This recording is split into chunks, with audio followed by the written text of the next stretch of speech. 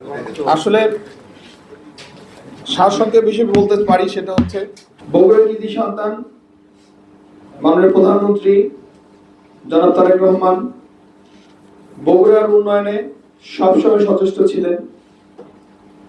সাংবাদিকতা এই বিভাগে উনি সম্মান করেন সাংবাদিকদের। উনি প্রধানমন্ত্রী হওয়ার 24 ঘন্টা আগেও বা ধরতে পারেন আমি দায়িত্ব নেওয়ার আগে দৈনিক দিনকালের আগ পর্যন্তই উনি কিন্তু প্রকাশক সম্পাদক ছিলেন দৈনিক দিনকালের, একটি জাতীয় দৈনিক দিনকাল। দৈনিক দিনকালের সাথে শুধু কিন্তু উনি নতুন না, উনি কিন্তু প্রায় 30 বছর এই পত্রিকাটির সঙ্গে জড়িত বিভিন্নভাবে।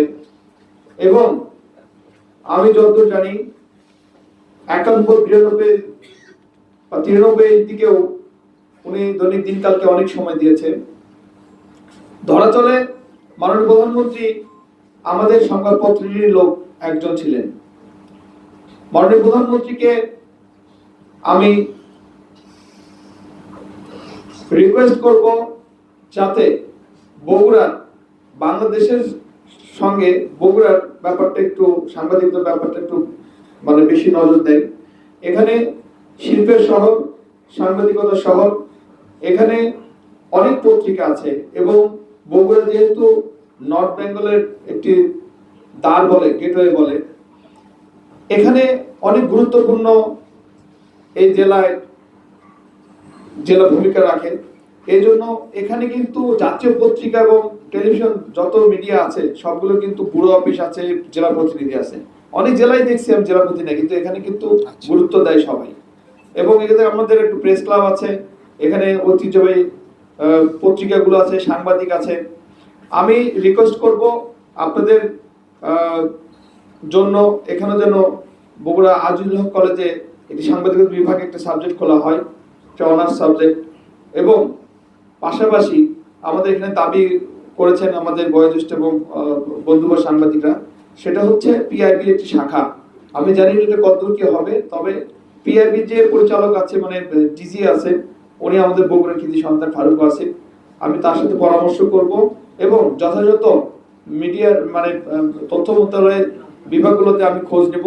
যদি এটি করা যায় সেটাও আমি মাননীয় প্রধানমন্ত্রীকে জানাবো, যেন এখানে একটি ভালো প্রশিক্ষণ ব্যবস্থা করা হয়, প্রশিক্ষণ প্রতিষ্ঠান করা হয়, যাতে আমাদের সাংবাদিকরা এখান থেকে তাদের ভালো মানের সংবাদ পরিবেশন করতে পারে।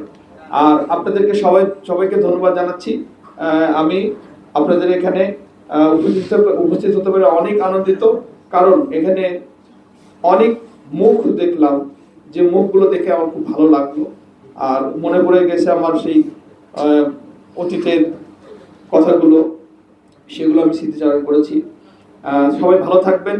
এবং লাস্ট যে কথাটা বলে যাব, এটাকে মহৎ পেশা, এটাকে আপনারা মানে এমনভাবে করবেন যাতে আপনাদের কারো বদনাম না হয়, আমাদের বগুড়া জেলায়, ঐতিহাসিক জেলার কোনো বদনাম না হয়।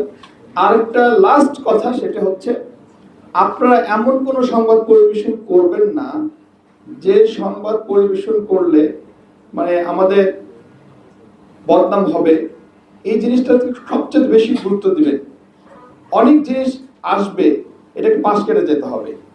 মোহন একটি কথা বলেছে প্রথমে, আমি কথাটা উচ্চারণ করতে চাচ্ছি না,